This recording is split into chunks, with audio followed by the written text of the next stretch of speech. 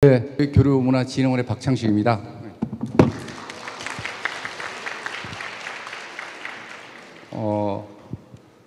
우리 K-포럼을 이렇게 시적절하게 한류 K-콘텐츠가 어떻게 확장될 것인가, 이 시점에서 이런 포럼을 주최해 주신 우리 곽 회장님, 이하 우리 관계자 여러분들께 감사드리고, 또 오늘 여기에 이렇게 참석해 주신 관계자 여러분, 한류가 K-콘텐츠가 언제까지 지속될 것인가, 이런 부분을 보면 우리가 다시 써야 되는데 누가 그걸 다시 쓸 것인가, 이런 것도 함께 고민을 하고, 또 제가 평소에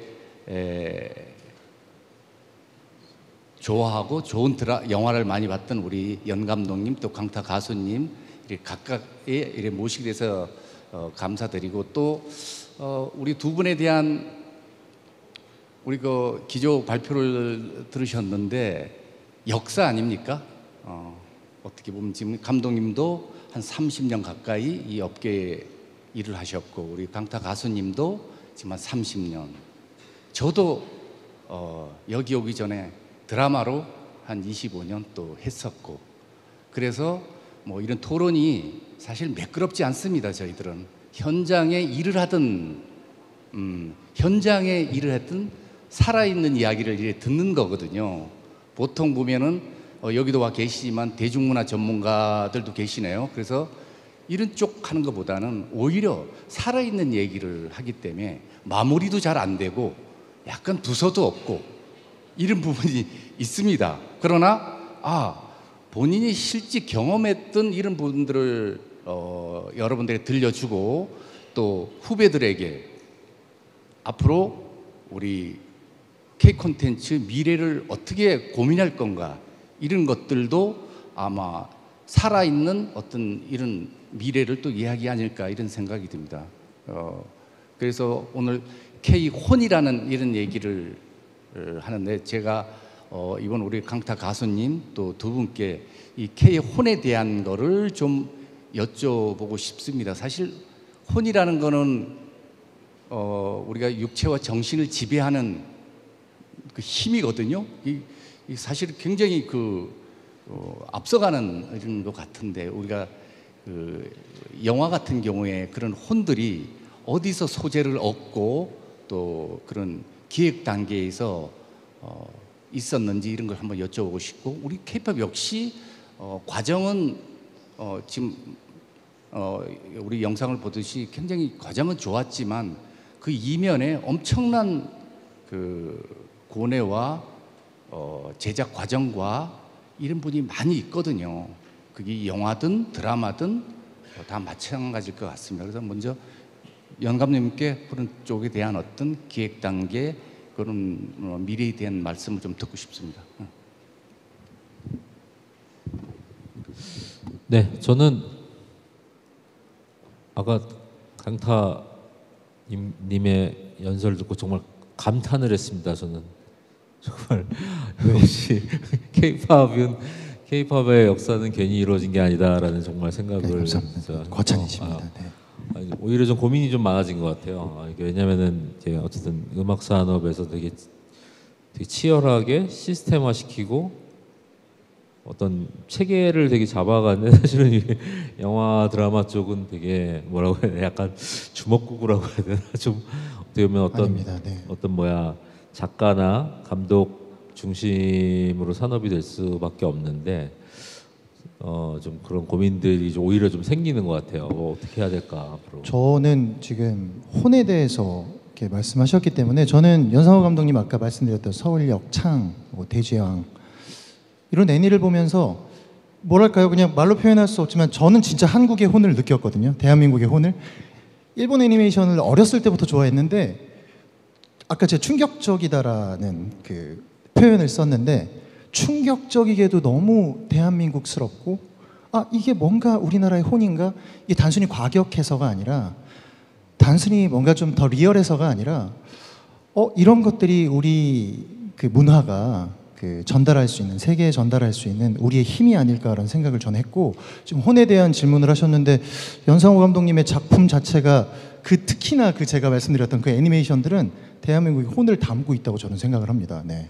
제 혼이 오염됐어요, 사실은. 오염돼가지고 좀 남의 혼이 좀 필요한데, 예, 좀 그런 것 같아요. 아무래도 이게 영화라고 하는 거는 조금 이제 개인의 어떤 뭔가가 좀 강하게 좀 발현이 되는 거다 보니까 사실은 개인의 컨디션이라는 게 좀 들쭉날쭉하잖아요, 사실은. 네. 예, 그러니까 저는 오히려 좀 궁금하더라고요. 예를 들면은 아티스트들의 컨디션이라는 것도 되게 들쭉날쭉하잖아요. 근데 그거를 어쨌든 하나로 모아야 되는 거잖아요. 그리고 그걸 관리가 가능해야 되는데 제가 관리를 못 받은 지가 한참이 돼가지고 지금 제 혼이 지금 너무 오염돼서 아 이제 슬슬 남의 혼이 필요한데라는 생각을 계속 하고 있는데 이제 좀 그런 고민들이 좀 생기는 것 같아요. 이게 예를 들자면은 좀 지속 가능한 재능들을 어떻게 구해오고 어떻게 발전시킬 것인가, 그리고 그것을 이왕이면은 뭐 개인한테 그거를 맡기는 게 아니라 어떻게 하면은 그 인큐베이팅이나 이런 것들을 어떻게 할 것인가, 그런 것에 대한 고민들이 오히려 되게 많이 들더라고요. 그래서 아까 뭐 막 단계도 막 하고 얘기해 주셔가지고 뭐가 딱 정리가 되는 느낌이 확 들더라고요. 네. 맞아, 저렇게 해야지라는 생각이 좀 들었던 것 같아요. 근데 질문이 뭐였죠? 혼? K-팝의 그 스토리의 혼? 네, 스토리의 혼. 네. 일단은 제 혼은 좀 오염됐다. 아닙니다. 네, 저는 영 감독님의 애니메이션을 보면서 정말 대한민국의 혼을 느꼈습니다. K-팝의 혼이 무엇일까라고 저는 생각을 하면, 글쎄요, 좀 짧게 말씀드리면 흥이랑 한이 섞여진, 그쵸, 기동력, 열정, 뭐 이런 거라고 생각을 합니다. 그러니까 K-팝이 아까 제가 쭉 성장 과정을 좀 말씀을 드리긴 했는데, 기본적으로 K-팝은 굉장히 유연하게 해외 그 음악 씬들에 있는 트렌드들을 받아들이고요. 그걸 저희에 맞게끔 리뉴얼을 해서 하는 그런 기동력들이나 흥과 한이 또 있습니다. 근데 그 한 자체가 블랙 뮤직에 많이 있듯이 K-팝에도 그런 한이 저는 있다고 생각해요. 똑같은 댄스 뮤직을 하더라도. 네, 그런 것들이 K-팝이 갖고 있는 혼이 아닐까 저는 생각을 합니다. 네. 지금 해외 우리가 국내에서 지금 서울, 부산, 대구, 광주 경쟁은 이제 영화든 드라마든 K-팝이든 경쟁하는 시대는 지났지 않습니까? 이제 글로벌 시장에 우뚝 서 있는 K-팝과 드라마, 영화가 자리 잡고 있고 5대양 6대주를 이 심금을 울리고 있는 이 즈음이거든요. 이 즈음에 우리가 앞으로 우리가 영화 산업이나 또 K-팝 산업이 추구해 나갈 어떤 이런 부분들이 아마 우리 숙제로 남아 있는 것 같습니다. 지금 조금 전에 우리 강타 가수님께서 이제 혼에 대한 이제 말씀도 우리 K-팝에 대해 해주셨는데, 사실은 우리 민족이 갖고 있는 DNA가 우리 혼을 갖고 있는 게 아닌가, 뭐 이런 생각도 해봅니다. 사실 우리 한류 K 컨텐츠가 K라는 게 자리 잡기 이전에 태권도가 우리 80년 초 70년 후반부터 전 세계를 우리가 5대양 6대주에 맨몸 하나 가지고 전 세계에 가서 눈으로 보고 귀로 듣고 입으로 말하는 건 지금의 우리 컨텐츠지만, 그 당시에는 우리 정신을 심어주는 우리 피부색도 다른 어른 해외에 있는 친구들에게 우리 태권도를 넘겨준, 이게 어떻게 보면 우리 DNA에 가장 최초의 어떤 혼이 섞여 있는 게 아닌가, 뭐 이런 생각도 해봅니다. 그래서 두 번째 질문은 우리 K-드라마가 전 세계를 지금 현재 사로잡고 있고, 이 두 분의 당연히 실감을 하시잖아요. 그러나 지금 영화 산업도 그렇고 K-팝 산업이 걸어온 어떤 걸 보면은 사실 순탄치만 않아요. 우리 강타 가수님도 그렇고 우리 연 감독님도 감독이 이렇게 1000만 관객, 뭐 200만 관객 이걸 만들 때까지 이건 K-팝 가수들도 무대에 오르지 못하고 지금 사라진 우리 K-팝 후배 친구들이 아마 빛을 본 친구에 비해서 한 70~80%는 사라졌을 겁니다. 그러면 그들은 어디가 있죠? 우리 영화 산업도 마찬가지고 드라마 산업 마찬가지입니다. 그 지하에서 글을 쓰고 이 영화 공부를 하고 드라마 공부를 하는 이 후학들이 지금 우리가 지금 오늘 발표한 거 이걸 보고 아마 여기에 동경을 해서 또다시 자기 자신을 투자할 거라고 생각을 하거든요. 그런 분들한테 해줄 말씀이 있으시면 우리 감독님부터 한번 해주시죠.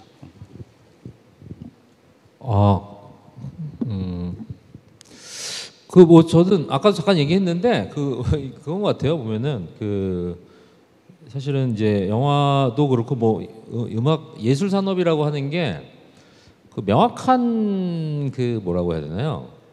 예를 들면은 어떤 경기 같이 어떤 기록이 나오는 게 아니고, 예를 들면 뭐 농구처럼 뭐 몇 점 득점했다 이게 명확하게 나오는 게 아니잖아요. 그러다 보니까 뭐가 좋고 뭐가 나쁘고를 평가를 한다는 것 자체가 되게 좀 힘들어요. 힘든데 사실은 그 중에서도 결과가 나와버리는 게 항상 이 산업의 되게 뭐 아이러니인 것 같아요. 근데 그것을 어떻게 재단을 한다라고 하는 거는 사실은 되게 힘든 부분인 것 같아요. 근데 수많은 사람들이 예를 들자면은 아까 저도 인디 애니메이션 오래 했지만은 제가 사실은 저도 기대를 안 했거든요. 제가 이렇게 메이저 산업에서 뭐 일을 하게 될 거라는 기대를 사실은 안 했죠. 안 했는데 그래도 할 수 있었던 거는 옆에서 해라 같이 있다라고 얘기해 주는 사람인데, 저는 영화 업계에서는 이제 그거는 영화제 그 역할을 하는 건 영화제라고 생각을 해요. 그리고 영화제라고 하는 것들이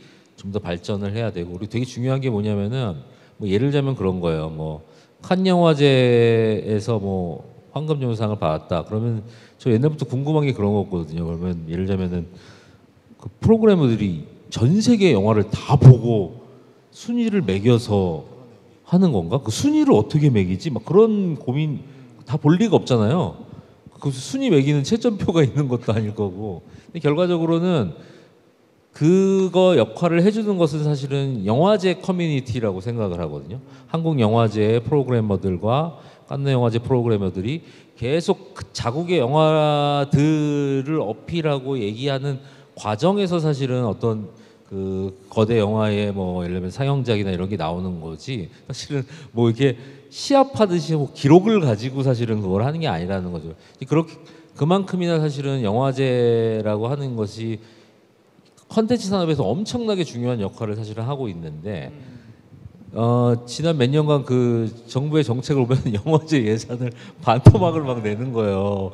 이거는 그냥 이 산업을 죽이라는 건 마찬가지거든요. 이게 사실은 이게 문화 산업에 별 관심이 없구나.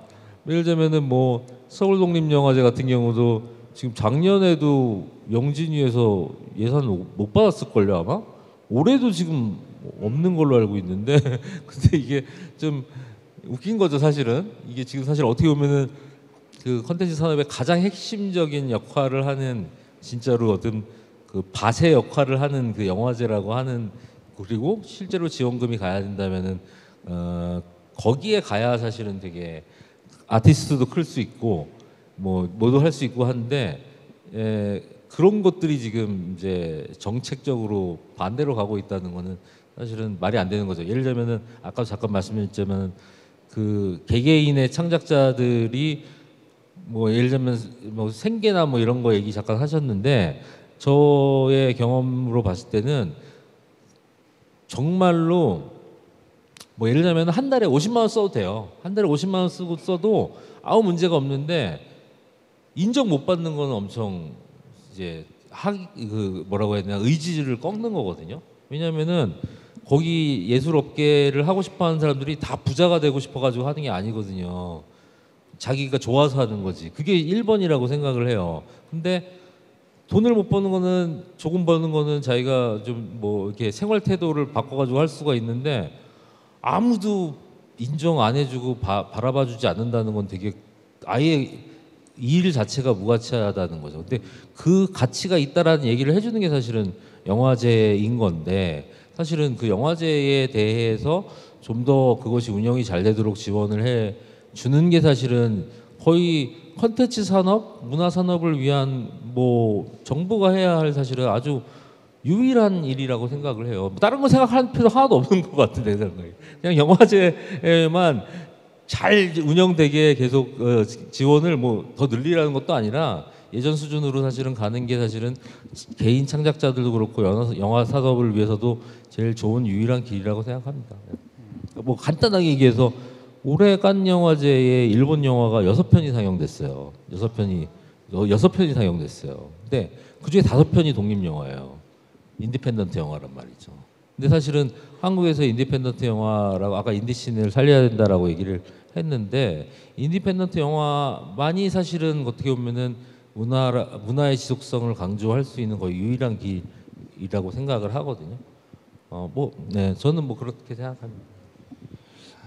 아무래도 K-팝 쪽도 지금 연상호 감독님 말씀하시는 부분에 이제 굉장히 맞닿아 있는 부분들이 많이 있습니다. 사실은 이 K-팝이 성장하면서 메이저와 그렇지 않은 음악으로 좀 많이 나뉘어지게 된 게 사실이거든요.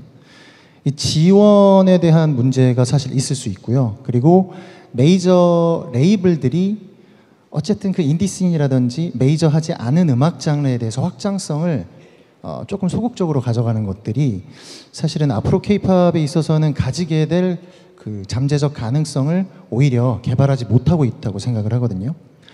인큐베이팅 할 수 있는 자본이 있는 K-팝 레이블들은 인디씬에 있는 실험적 음악들도 좀 카테고리에 넣어서 음악적 확장성을 K-팝에 넣어야 이게 더 지속 가능성을 장기적으로 보면 가져갈 수 있다고 생각을 하거든요. 근데 그거의 시작은 투자여야 되기 때문에 많이들 망설이시는 것 같아요. 당장 수익이 날 수 있는 모델들부터 챙기다 보니까 뒷순위로 밀리게 되는데 사실은 이제 그런 부분들을 좀 많이 시도하려고 노력을 하는데 이 주식회사다 보니까 이사회도 있고 뭐 이런 통과가 사실은 쉽지는 않습니다. 근데 그러더라도 이 마음이라도 국내 굴지의 그 음악 제작 레이블들이 이 인디씬에 좀 관심을 가지시고 투자하는 의미로 조금 나눠서 이런 음악적 카테고리의 확장을 가져가는 게 장기적인 K-팝의 안정성을 도모하는 일이 아닐까 저는 생각을 합니다. 네.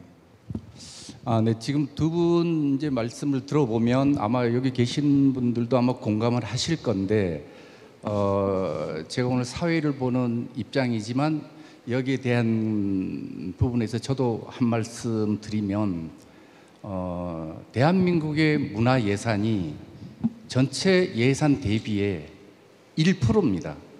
우리 예산이 지금 한 700조 가까이 되는데 지금 7조 정도가 문화 예산에 문화, 체육, 관광 여기에 쏟아붓습니다.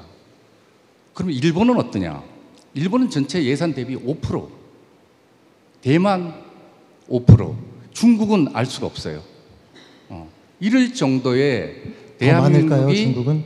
더 많을까요? 중국은? 어디? 중국은 더 많을까요? 그렇겠죠. 뭐 상상을 초월한 금액일 거라고 생각을 하거든요.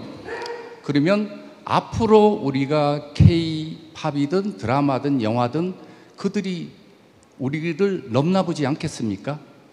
이젠 같이 동행을 하는데 우리가 선점을 하려면 혼이 필요하다는 생각이 들고, 그러기 위해서는 우리 문화예산이 우리 10%까지 올라가도 대한민국의 경제를 끌고 가는 어떤 게 문화고, 국격을 높이는 게 현재 문화고, 이렇게 본다고 하면 이거를 우리 지도자들도 다들 이런 걸 느끼고 있을 때, 이때 문화예산이 과감하게 집중이 돼서 우리 K-팝, 드라마, 영화 여기에 그 열악한 그 현장, 세트장 하나 제대로 없어서, 우리 뭐 감독님이 아마 그런 말씀하시면 뭐 할 말 많으실 건데, 드라마 스튜디오 하나 제대로 만들어지지 않고 K-팝 공연을 하기 위해서 음향시설이 제대로 되지 않는 우리 주 경기장의 하늘을 보고 우리가 노래를 듣고 춤을 춰야 되는 이런 현실, 이게 지금 대한민국의 K-콘텐츠, K-팝이 5대양 6제주를 감동을 시키는 게 현실적으로 그게 맞느냐, 이런 걸 볼 때 예산이 가급적으로 많이 투자를 해야 된다, 이런 생각이 됩니다. 거기서 하나 덧붙이면 OTT의 전진 기지가 대한민국에 없습니다. 여기 넷플릭스 담당자 와 계시지만 한국에 코리아 넷플릭스 전진 기지가 없다는 거죠. 그러다 보니까 결국은 IP나 이런 거에 대해서 우리가 밀리게 되고 거기에 외부 제작자, 방송사, 모든 미디어 기업들이 해외 플랫폼에 손을 댈 수밖에 없는 게 지금 현실이거든요. 그럼 대한민국이 이 정도의 미디어가 선진국으로 가고 있는 이 마당에 OTT 전진 기지가 없다는 게 우리가 열심히 노력하고 K-팝이나 드라마, 영화의 수익 구조가 우리가 뺏기고 있지 않습니까? 여기에 대해서 오히려 오늘 K-스토리를 다시 쓴다는 것에 대해서 오히려 이런 어떤 부분이 아마 초점에 맞춰져야 된다고 이런 생각도 또 듭니다. 제가 또 개인적으로 하고 싶은 말씀을 드려서 이건 꼭 현실적으로 그게 가능해야지만이 앞으로 우리 미디어 K-팝이 문화 강국에서 문화 선진국으로 가는 지름길을 만들 수 있다. 이렇게 저뿐만이 아니고 우리 강타 가수님이나 우리 연 감독님도 보면 속에 그런 마음이 많이 사로잡혀 있어요. 아마 여러분들도 그런 생각을 많이 하실 거라고 생각이 듭니다. 제 이야기 생각이 개인적인 생각이 좀 있어서 말씀을 드렸고 우리 연사 박수 좀 쳐주시죠. 저한테 치는 게 아니고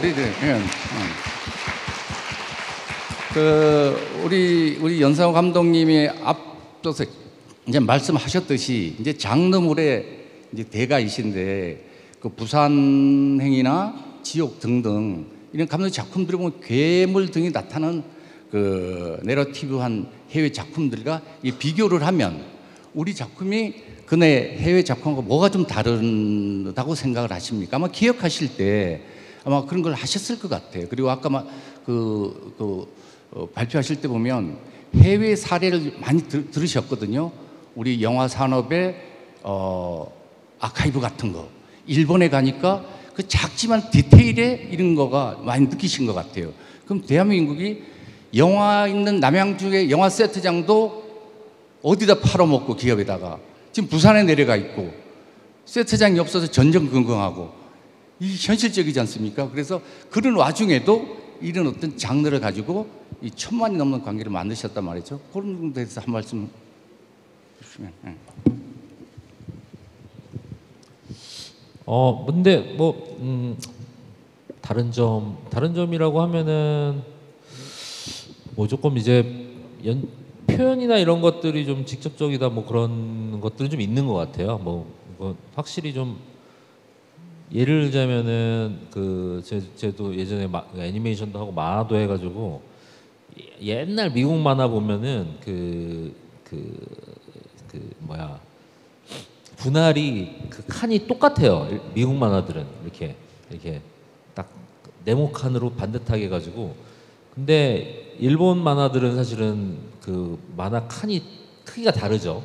약간 어떤 때는 한 면 전체를 차지하기도 하고. 근데 사실은 이제 아무래도 그 일본 만화의 방식이 되게 이제 워낙에 이제 훨씬 더 적극적이기 때문에 요즘에는 미국 만화도 보면은 다 일본 만화식 한 분할들을 많이 해요. 근데 저는 그런 차이인 것 같아요. 사실은 저희가 되게 큰 차이가 있다기보다는 한국 영화의 표현이나 이런 것들이 조금 더 직접적인 거는 확실히 있는 것 같아요. 직접적이고 찝어주고 뭔가 진짜 그런 것들이 좀 있는 것 같아요. 이제 그런 것들이 요즘에도 미국의 컨텐츠들이나 일본 컨텐츠들 보면은 되게 많이 한국 형식의 연출을 좀 한다는 생각들이 있거든요. 그러니까 훨씬 더 직접적으로 접근하려고 하고 좀 이제 스토리텔링 같은 경우도 더 찝어주고 적극적으로 좀 하려고 하는 것들이 확실히 그 추세들이 좀 생기고 있는 것 같아요. 이제 그런 것들이 좀 영향이면 영향인 것 같아요. 그래서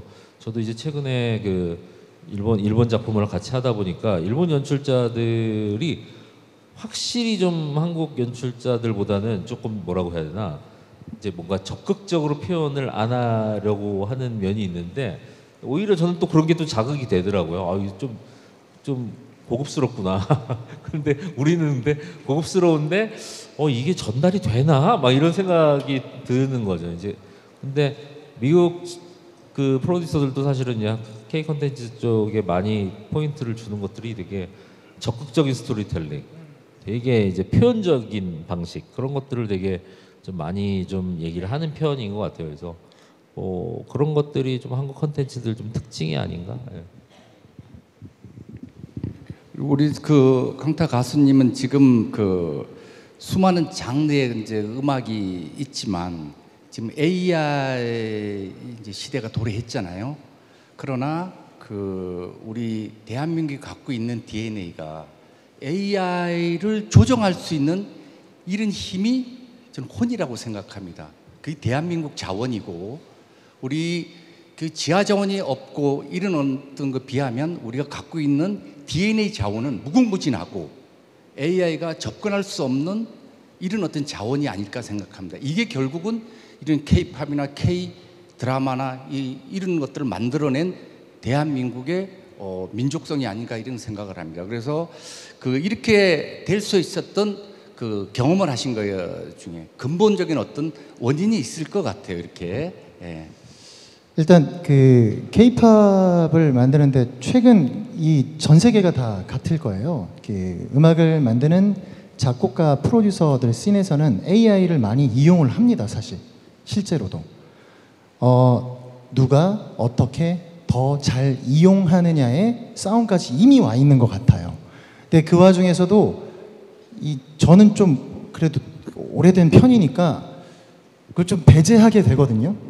근데 AI를 이용해서 잘 만들어진 음악을 보면 이걸 굳이 배제할 이유가 있을까, 시대에 뒤떨어지는 게 아닐까라는 생각도 해봅니다.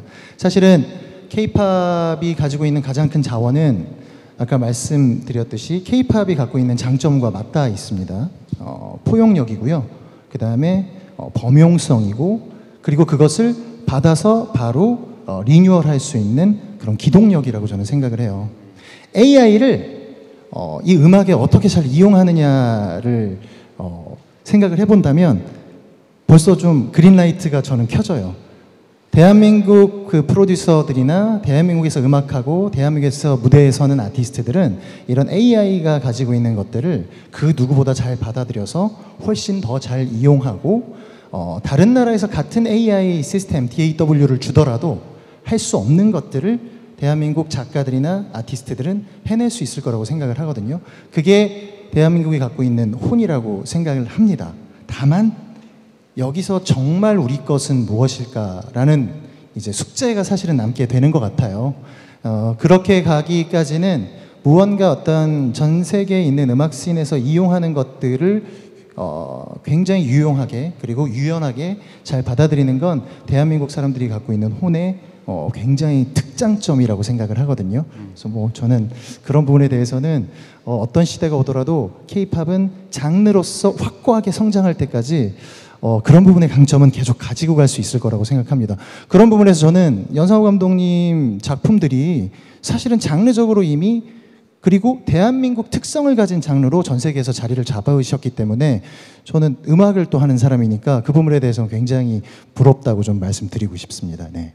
AI가 도래해도 우리 콘텐츠에는 걱정이 없다. AI를 조정할 수 있는 그런 힘이 대한민국의 DNA다 이렇게 생각을 하고 계신 같은 거죠? AI도 다른 나라보다 더 잘 네네. 이용할 것이다라는 생각이 듭니다. 네. 오늘 그 뭐 제가 질문을 사실 많이 해왔지만 난해한 질문도 있고 많이 있는데 지금 시간상 다 듣지 못한 게 참 아쉽습니다. 그래서 지금 한 우리 그 K 어떤 를 다시 쓰다 이 오늘 K 포럼에 대한 여기에 대한 어떤 미래에 대한 이런 거를 짧게 우리 한 30초 정도씩만 좀 해주시고 오늘 우리 좌담회를 마치도록 하겠습니다. 네. 저는 사실은 이제 한국 문화가 사실은 지금처럼 국제적인 그 주목을 받지 못하는 시대가 온다고 하더라도 저는 크게 상관이 없다고 생각합니다. 저는 그냥 우리 문화는 그냥 우리가 재밌게 즐기면 되는 거지 뭐 굳이 뭐 그게 국제적으로 인정받아야 된다고도 생각 안 하고요. 그냥 오히려 그냥 우리 문화를 우리가 그냥 잘 즐기는 그 문화를 만들어가는 게 되게 중요한 것 같아요. 예. 그래서 저는 앞으로도 이제 한국에서 뭐 영화 많이 만들고 음악 많이 들으면서 예. 그냥 즐겁게 살고 싶습니다. 예.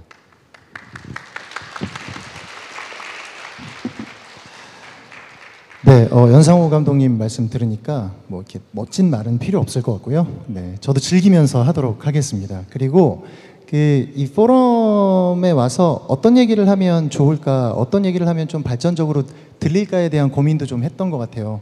그게 오늘 이 자리 하면서 좀 어리석다는 생각을 했어요.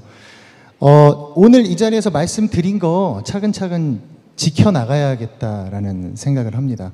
다른 건 없고, 네. 일단 입 밖으로 뱉은 말들을 지키는 것부터가 시작이 아닐까 생각합니다. 오늘 이 포럼에서 나오는 얘기들이 다 실제로 행동으로 지켜지기를, 그리고 저부터 그렇게 한번 해보도록 하겠습니다. 감사합니다. 네, 오늘 뭐 두 분 짧은 시간이지만 감사드립니다.